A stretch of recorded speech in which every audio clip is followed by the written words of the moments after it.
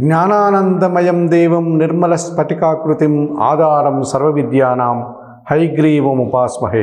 సుప్రభాతం channel ప్రేక్షకులందరికీ నమస్కారం. మాసఫలం కార్యక్రమానికి స్వాగతం. 2025 ఫిబ్రవరి మాసంలో కన్యారాశి వారి యొక్క మాస ఫలితాలు.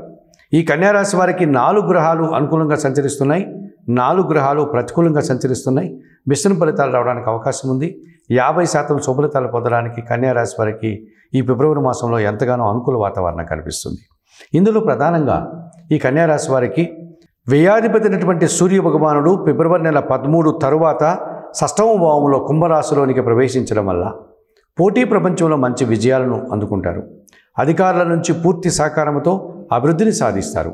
నూతన ఉద్యోగాల్లో మీరు విజయం పొందడం కానీ, ఉన్న ఉద్యోగంలో పదోన్నతులు కానీ పొందగలుగుతారు. ప్రభుత్వం నుంచి ఆదాయాన్ని అందుకుంటారు. రాజకీయ నాయకులకి పూర్తిగా అనుకూల వాతావరణం నడుస్తుంది. తండ్రి నుంచి కూడా సహకారాన్ని పొందగలుగుతారు. ఇక జన్మరాశ్యాధిపతి దశమాధిపతి అయినటువంటి బుధుడు ఫిబ్రవరి నెల 11 తర్వాత షష్టమ భావంలోనికి అనగా కుంభరాశిలోనికి ప్రవేశించడం వల్ల వ్యాపారంలో అధిక లాభాలు పొందడానికి అవకాశం ఉంది. వ్యాపారంలో నూతన అవకాశాలను చేజిక్కించుకుంటారు. కుటుంబం కోసం నూతన వస్తువులు కొనుగోలు చేస్తారు. బ్యాంకు విషయాలు కానీ ఇతరత్ర ఆర్థిక విషయాలంతా కూడా మీకు అనుకూలంగా ఉంటాయి.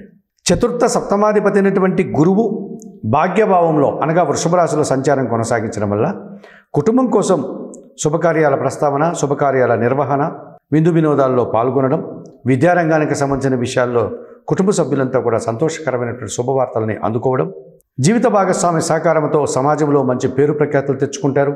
ఆర్థిక విషయాలంతా కూడా అనుకూలంగా ఉంటాయి.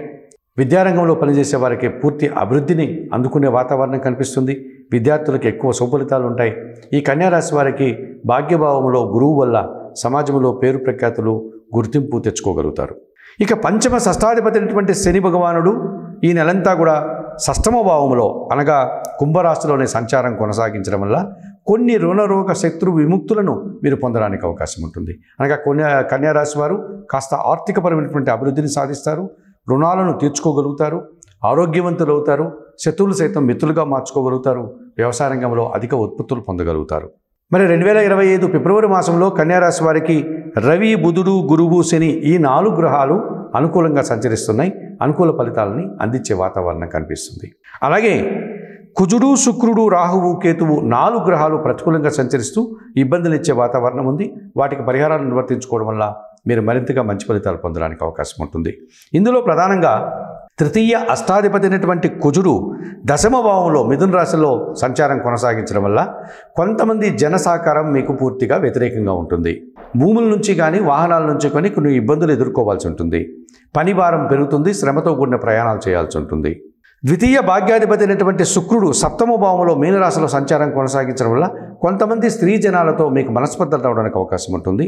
అది కూడా మీ మాటల వల్ల వారు అపార్థాలు చేసుకోవడం, తద్వారా అభిప్రాయ భేదాలు రావడానికి అవకాశం కనిపిస్తుంది. కొన్ని సందర్భాల్లో జీవిత భాగస్వామితో కూడా అభిప్రాయ భేదాలు రావడానికి అవకాశం కనిపిస్తుంది. అలాగే సప్తమ భావంలో మీనరాశిలో రాహు సంచారం, జన్మరాశిలో కన్యారాశిలో కేతు సంచారం వల్ల రాహుకేతు దోషం మిమ్మల్ని ఇబ్బంది పెట్టే సూచనలు కనిపిస్తుంది. మీరు దేని మీదైతే ఎక్కువగా ఆశపడి కార్యక్రమాన్ని నిర్వర్తిస్తారో అది నిరాశని కలిగిస్తుంది. దురాశ పనుల వల్ల మీరు మోసపోవడం జరుగుతూ ఉంటుంది. కుటుంబంలో కాస్త నిరాశ, అశాంతికి అవకాశం కలిగే వాతావరణం కనిపిస్తుంది. విదేశీ వ్యవహారాలు కానీ దుబారా ఖర్చులు చేసి మీరు ఆ రకంగా ప్రతికూల ఫలితాలను పొందేటువంటి వాతావరణం కనిపిస్తుంది. మరి 2025 ఫిబ్రవరి మాసంలో ఈ కన్యారాశి వారు తప్పనిసరిగా జన్మరాశిలో సంచరించే కేతు దోషం నుంచి బయటపడడానికి, సప్తమ భావంలో సంచరించే రాహు దోషం నుంచి బయటపడడానికి శ్రీకాళహస్తీశ్వర ఆలయానికి వెళ్ళి అక్కడ అందుబాటులో ఉన్నటువంటి రాహుకేతు పూజలు నిర్వర్తించుకోండి. లేకపోతే నిత్యం గణపతి ఆరాధన చేసేయండి. అలాగే దుర్గాదేవిని పూజించడం వల్ల కూడా ఈ దోషం నుంచి మీరు బయటపడతారు. అలాగే సప్తమ శని దోషం నుంచి బయటపడడానికి శనీశ్వరుని ఆలయానికి వెళ్ళి సోమవారిని సందర్శించుకోండి. అవకాశం లేని వారు శనివారం రోజు ఈశ్వరునికి పాలాభిషేకం నిర్వర్తించండి. అలాగే దశమ కుజదోషం నుంచి బయటపడడానికి సుబ్రహ్మణ్య స్వామిని దర్శించి స్వామివారికి అర్చనాది కార్యక్రమాలు నిర్వర్తించండి. మంగళవారం రోజు కొన్ని కందిపప్పును అనగా ఒక కేజీ కందిపప్పును మీ కుటుంబంలో పనిచేసే పనివారికి దానం చేయండి. 2025 ఫిబ్రవరి మాసానికి గాను ఈ కన్యారాశి వారు చెప్పిన విషయాలన్నీ స్వీకరిస్తూ పరిహారాలు పాటిస్తూ ఆయుర ఆరోగ్యాలతో ఆర్థిక అభివృద్ధిని పొందాలని మనస్ఫూర్తిగా కోరుకుంటూ సర్వే జనా సుఖినో భవంతు. నమస్కారం.